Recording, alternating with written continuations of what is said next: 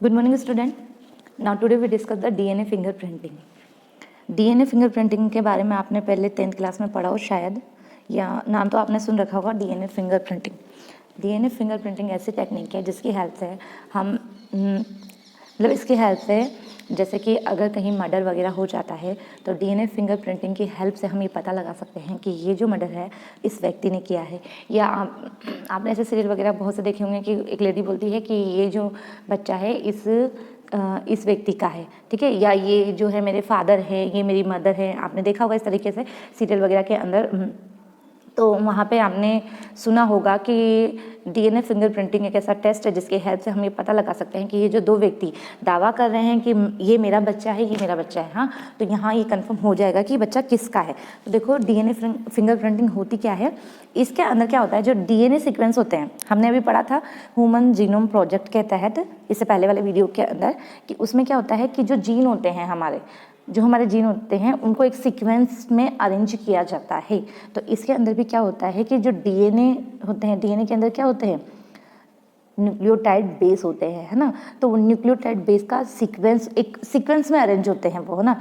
तो ये जो हमने इससे पहले पढ़ा था कि 99% जो न्यूक्लियोटाइड बेस होते हैं ना सिमिलर होते हैं, लेकिन फिर भी 0.1% जो ये सीक्वेंस होता है न्यूक्लियोटाइड बेस का, ये मतलब एक दूसरे व्यक्ति से वेरी करता है, मतलब ना जो ये 0.1% है, 0.1% जो बेस है सीक्वेंस का, ये हर व्यक्ति के अंदर अलग अलग होता है। तो इन्हीं के बेसिस पर, है ना, इन्हीं के बेसिस पर हम ये जो DNA सीक्वेंस है, ये जो DNA सीक्वेंस है ये भी मतलब उन व्यक्तियों के अंदर अलग होगा इनके बेसिस पर, ठीक है। तो ये अलग है। तो जैसे दो व्यक्ति ये दावा कर रहे हैं कि ये जो प्रॉपर्टी है मेरी है, मेरे फादर की प्रॉपर्टी है ना। तो इसका 99.9% जो नाइट्रोजनस बेस होगा वो तो सेम होगा, लेकिन 0.1% होगा वो अलग होगा, है ना। अब चूंकि जो ये फादर है और ये चाइल्ड है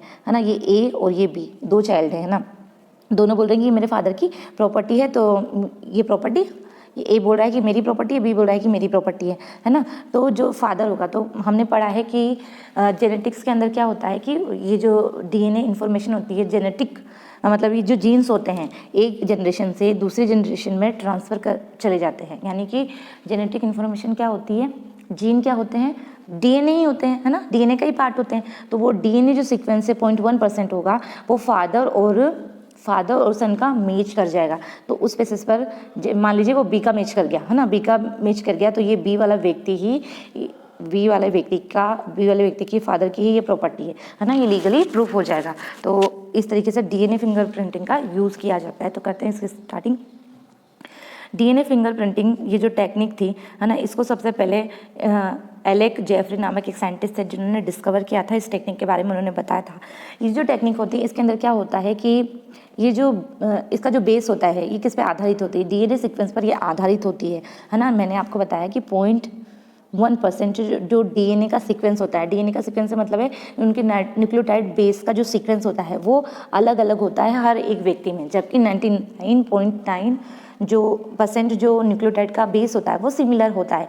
केवल 0.1% के बेसिस पर ही हम व्यक्ति को आइडेंटिफाई कर सकते हैं, ठीक है। तो इस तरीके से ये जो DNA फिंगर प्रिंटिंग जो टेक्निक है इसके अंदर क्या होते हैं,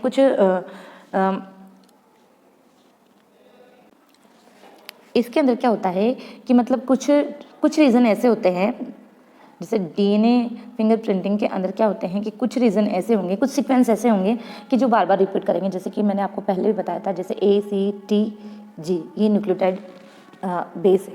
तो हम देखेंगे कि इस तरह का ये जो रिपीटेशन है ना हमें बार बार देखने को मिल रहा है, ACTG तो रिपीट हो रहा है ना एक तरीके से, है ना। लेकिन ये जो रिपीटेशन है ये कई बार हो रहा है।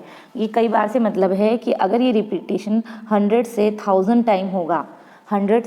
टाइम होगा तो इसका मतलब वो बहुत बड़े पार्ट को क्या कर रहे होंगे, बना रहे होंगे, या बहुत बड़ा पार्ट होगा जहाँ पे ये रिपीटेशन वाला जो न्यूक्लियोटाइड बेस का काम है वो हो रहा है ना। तो DNA फिंगरप्रिंटिंग के अंदर भी इस तरीके से कुछ स्पेसिफिक रीज़न होते हैं DNA सीक्वेंस के, जहाँ पर ये DNA न्यूक्लियोटाइड जो बेस होते हैं बार बार रिपीट होते हैं, जिनको रिपीटेटिव डीएनए भी कहा जाता है। तो ये बहुत बड़ा वाला पार्ट होता है, तो इसको हम क्या करते हैं, सेंट्रीफ्यूगेशन एक टेक्निक होती है जिसकी हेल्प से इस बड़े वाले इस रिपीटेटिव डीएनए वाले पार्ट को अलग कर देते हैं। आपने सेंट्रीफ्यूगेशन टेक्निक के अंदर पढ़ा होगा कि इसके अंदर क्या होता है कि जैसे मान लीजिए हमने ये कोई मेटल लिया है ना, जिसके अंदर लिक्विड, इस लिक्विड के अंदर मतलब लाइट और हैवी दोनों तरह के पार्टिकल्स हैं, लाइट एंड हैवी दोनों तरह के पार्टिकल्स हैं, ठीक है। तो इस टेक्निक में क्या होता है कि सबसे पहले लाइट वाले पार्ट यहाँ पे अरेंज हो जाएंगे, फिर इसके ऊपर हैवी वाले पार्ट अरेंज होंगे, फिर उससे भी हैवी वाले पार्ट इसके ऊपर होंगे। तो इस तरीके से इनको मतलब आसानी से सेपरेट कर सकते हैं हम, है ना। तो सेंट्रीफ्यूगेशन टेक्निक की हेल्प से इस रेपिटेटिव डीएनए के पार्ट को हम अलग कर लेते हैं। इसके अलावा अगर आपने कभी पढ़ा हो डीएनए की जो स्ट्रक्चर होती है, मतलब डीएनए नहीं, क्रोमोसोम के बारे में अगर आपने पढ़ा हो तो क्रोमोसोम की स्ट्रक्चर कुछ इस तरह की होती है।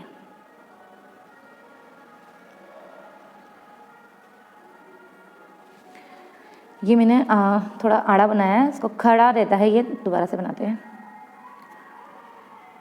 स्पेस कम है अपने पास में, देखो ऐसे। और ये क्रोमोसोम की स्ट्रक्चर कुछ इस तरीके से होती है क्रोमोसोम की स्ट्रक्चर। तो ये फर्स्ट वाला पीक और ये सेकंड वाला पीक से मतलब यहाँ पे कॉन्ट्रिक्शन हो गया, मतलब है ना ऐसे, और ये सेकंड वाला है ना। तो इस तरीके से मतलब क्रोमोसोम्स के अंदर भी क्या होते हैं कि इस तरह से दो पीक होते हैं। तो ये जो सेकंड वाला पीक था, जहाँ पे डीएनए की जो सेकंड वाला पीक था, है ना, लास्ट में क्या हो गया, राउंड जैसा शेप हो गया इसका, ठीक है, राउंड जैसा शेप हो गया। तो अब इस डीएनए इस वाले शेप को हम क्या बोलेंगे। अब आपको देखो इतना पता होना चाहिए कि जब मैंने क्रोमोसोम बोला, जब मैंने डीएनए बोला, जब मैंने जीन बोला, तो एक ही बात है ना, एक ही बात है। क्योंकि क्रोमोसोम के ऊपर क्या होते हैं, डीएनए होते हैं, और डीएनए पर क्या होते हैं, जीन अरेंज होते हैं, है ना।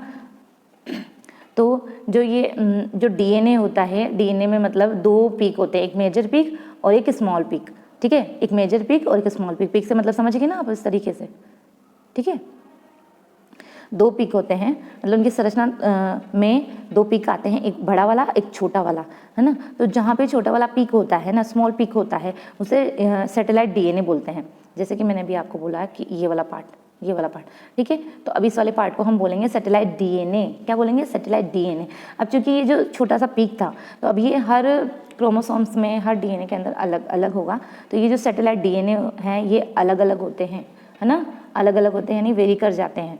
तो हम यहाँ बात कर रहे थे डीएनए के बारे में। डीएनए में क्या होता है, इसमें मतलब दो तरह के पीक प्रेजेंट होते हैं। जो छोटा वाला पीक होगा उसको हम सैटेलाइट, जिसमें छोटा वाला पीक प्रेजेंट होगा उसको सैटेलाइट डीएनए कहेंगे। अब ये जो सैटेलाइट डीएनए है, सैटेलाइट डीएनए जो है ये भी दो तरह के हैं, mini satellite and macro satellite, ठीक है, ये ध्यान रखना है आपको। अभी जो सैटेलाइट डीएनए वाला जो पार्ट होता है, ये एक तरीके से क्या होता है कि मतलब ना ये किसी भी प्रोटीन के लिए कोड नहीं करता।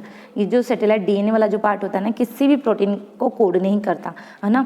लेकिन ये जो होता है मतलब बहुत लार्ज पार्ट होता है, मतलब बड़ा वाला पार्ट होता है ये, ठीक है, बड़ा पार्ट होता है, लेकिन किसी भी तरह के प्रोटीन को कोड नहीं करता है। और ये भी दो तरह का होता है, तो हमको मिनी सैटेलाइट ही पढ़ना है, हमारे कोर्स में यही है, मिनी सैटेलाइट।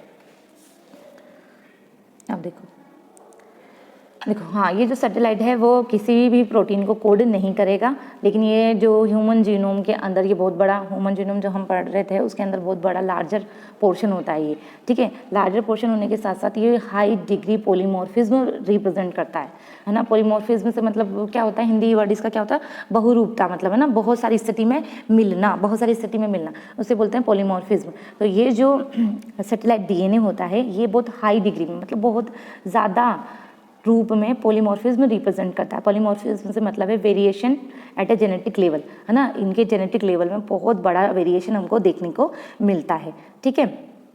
और इसी बेसिस पर हम जो ये डीएनए फिंगरप्रिंटिंग है ये काम करती है। तो देखो एलेक्स जेफरी जो साइंटिस्ट थे, इन्होंने सबसे पहले डीएनए फिंगरप्रिंटिंग को डिस्कवर किया था, इस टेक्निक के बारे में बताया था, और इन्होंने ही ये जो सैटेलाइट डीएनए है, सैटेलाइट डीएनए से मतलब है मिनी सैटेलाइट, है ना, इसका एक प्रोब लिया।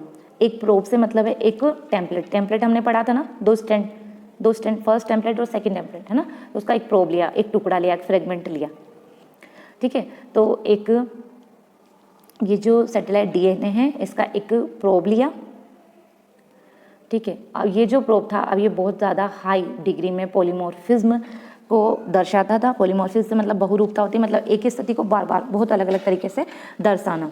तो पॉलीमॉर्फिज्म को VNTR भी कहते हैं। VNTR की फुल फॉर्म होती है variation number of tandem repeated, है ना। VNTR की फुल फॉर्म आपको याद रखनी है, वेरिएबल नंबर ऑफ टेंडेम। अब ये जो पॉलीमॉर्फिज्म यानी कि वो जो सेटेलाइट DNA है ना, DNA के सेटेलाइट DNA का एक प्रोब लिया हमने, एक फ्रेगमेंट लिया। ये जो फ्रेगमेंट है, ये फ्रेगमेंट यानी ये जो प्रोब है बहुत ज़्यादा हाई डिग्री में पॉलीमॉर्फिज्म रिप्रेजेंट कर रहा है। पॉलीमॉर्फिज्म रिप्रेजेंट करने के साथ साथ ये जो मतलब फ्रेगमेंट है, ये इनकी साइज़ जो होगी ना, छोटी बड़ी हो सकती है। 0.1 से 20 KB यानी किलो बेस भी हो सकती है, इन दोनों के बीच की भी हो सकती है, 20 तक भी हो सकती है और छोटी भी हो सकती है। ठीक है, तो 0.1 तो बहुत छोटा हो गया और 20 KB तो बहुत बड़ा हो गया ना। इस तरीके से इनकी संख्या में वेरिएशन बहुत ज़्यादा हमको देखने को मिलता है।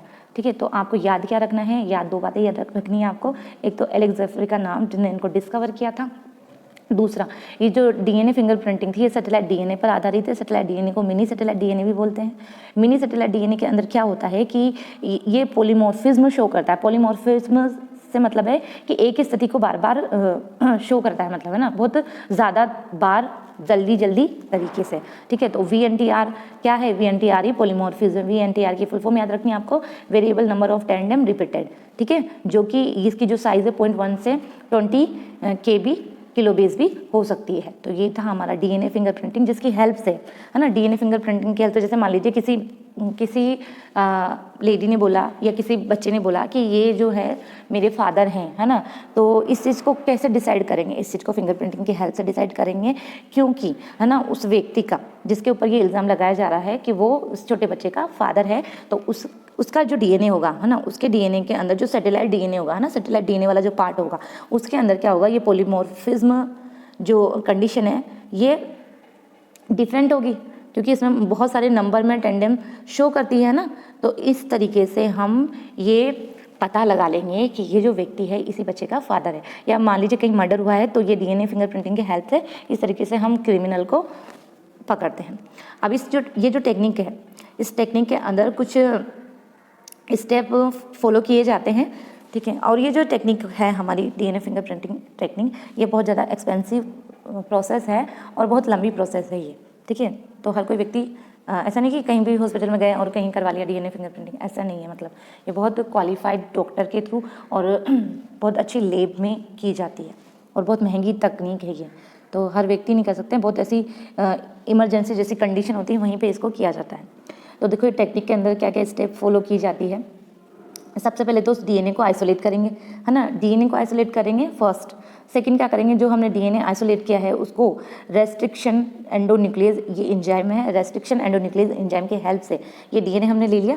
ठीक है, DNA का एक पार्ट रेस्ट्रिक्शन एंडोन्यूक्लियस एंजाइम की हेल्प से इसको क्या करेंगे, कट करेंगे, छोटे छोटे पीसेज में, छोटे छोटे फ्रेगमेंट में इसको कन्वर्ट करेंगे। रेस्ट्रिक्शन एंडोन्यूक्लियस एंजाइम को मोलिकुलर सीजर्स भी कहा जाता है। बायोटेक्नोलॉजी के अंदर हम ये जो आइसोलेशन DNA है इसको बहुत अच्छे से डिटेल में देखेंगे। यहाँ पे केवल स्टेप दिए हुए हैं, तो स्टेप हमको बस याद रखने हैं। इसके अंदर मोलिकुलर सीजर किसे कहा जाता है, रेस्ट्रिक्शन एंडोन्यूक्लियस एंजाइम को। ठीक है, तो ये DNA के छोटे छोटे टुकड़े हो गए। फिर इसको क्या करेंगे, हम सेपरेट करेंगे। इसका सेपरेशन कैसे करेंगे, इलेक्ट्रोफोरेसिस की हेल्प से। इलेक्ट्रोफोरेसिस एक टेक्निक है जिसकी हेल्प से क्या होता है, मतलब इसके अंदर इलेक्ट्रोड, इसके अंदर कैथोड एनोड दोनों का यूज़ होता है। और ये जो हमारे DNA के जो पार्ट्स हैं, इन पे क्या होता है, नेगेटिव चार्जेस होता है। तो ये इस तरीके से अरेंज हो जाते हैं, मतलब इनकी लंबाई में सबसे बड़ा ऊपर, फिर से छोटा छोटा छोटा, इस तरीके से मतलब ये अरेंज हो जाते हैं और फिर इनको आसानी से हम सेपरेट कर लेते हैं। इलेक्ट्रोफोरेसिस की हेल्प से इनको सेपरेट किया जाता है। सेपरेट कर लिया हमने, इसके बाद इन सबको ट्रांसफ़र किया जाता है नाइट्रोसेलुलोजिक एक मीडियम है, नाइट्रोसेलुलोज का एक लिक्विड होता है, जिसके अंदर, इस सॉल्यूशन के अंदर ये जितने भी DNA के फ्रेगमेंट हमने सेपरेट किए हैं उनको इस सॉल्यूशन के अंदर डाल दिया जाता है। ठीक है, इस मीडियम में कुछ समय के लिए छोड़ दिया जाता है। क्यों छोड़ दिया जाता है, फिर इसको क्यों छोड़ते हैं, क्योंकि यहाँ पे हम करते हैं हाइब्रिडाइजेशन।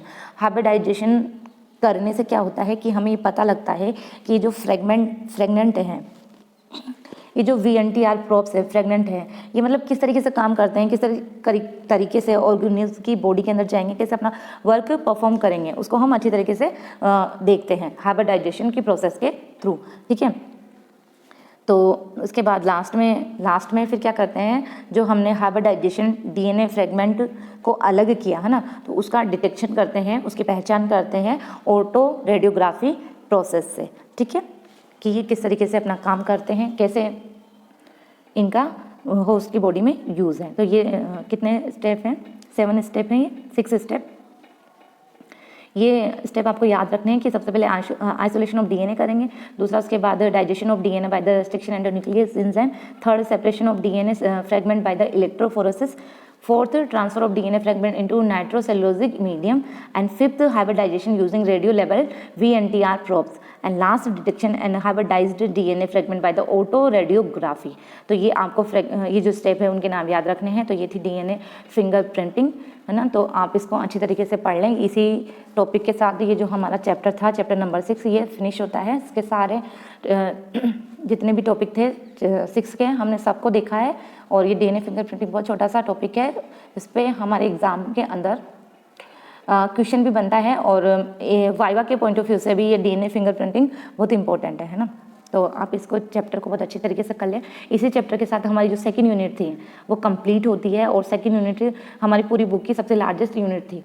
इसके बाद इतनी कोई बड़ी यूनिट नहीं है जिसमें इतना समय लगे उसको कंप्लीट करने में। तो इसको अच्छी तरीके से करें, नोट्स को बहुत अच्छी तरीके से आप अपनी नोटबुक में अंदर नोट करें, रीडिंग लगाएं, रीडिंग लगाकर उसको समझें, वीडियो की हेल्प से उसको 1-1, 2-2 बार देखें। और ये जो चैप्टर नंबर 5 और 6 इसको बिल्कुल कंठस्थ कर लें। मतलब आप है ना, इन दोनों चैप्टर को आपने कंठस्थ कर लिया तो आप सोच नहीं सकते आपने कितने नंबर को अपने हाथों में कर लिया। ठीक है, तो आप इसको पढ़ें अच्छी तरीके से। इसके बाद हम चैप्टर नंबर 5 का टेस्ट लेंगे।